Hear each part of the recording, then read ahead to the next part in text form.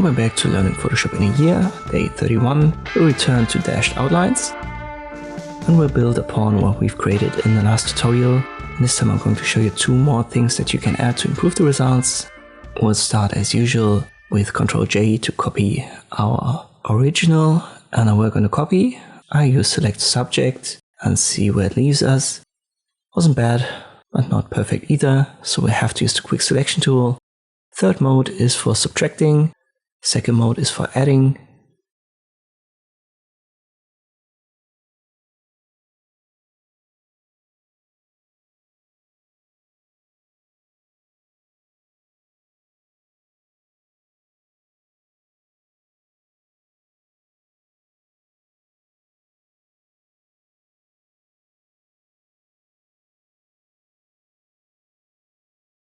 And what you usually don't want to have is this area right here. We don't need to have that excluded from our selection because we want to create an outline outside of our model. Therefore we don't need this part, and I can use the second mode, the add mode, to add it to our selection. And I have to go a little bit over the hair right here. When you have fragments, for example this here, use the third mode for subtracting and get rid of that. That should be fine for our tutorial. What we want to do now, instead of using this right away, we're going to go to Select, Modify, and use Smooth. Let's set it to 10 pixels and we'll confirm. And this will smoothen it out and we will not have these fragments that we've had in the last video. And then we want to expand this. So we go to Select, Modify, and Expand. In this case, 50 is a good value for my canvas size, for my photo size. Maybe it's different for you, so try it out. It's going to expand your selection and it's going to keep its shape. So this will place our new selection a little bit outside of the model, but it will still follow the outline. And that's exactly what we want in this video.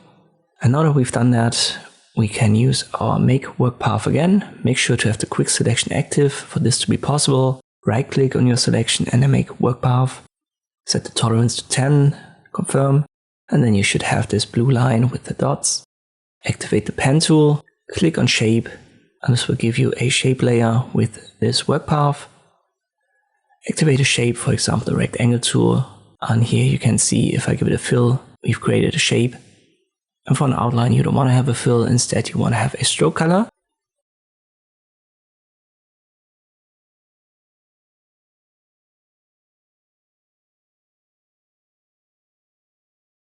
And then you can play around with the size and the stroke style. Let us, for example, make this dotted this time, which would be the third style. And under more options, you can adjust the gap. Keep the dash to 0, only that way you will have circles, but you can play around with this gap. As I've said, you can also adjust the size of this stroke, which will then be the size of our circles.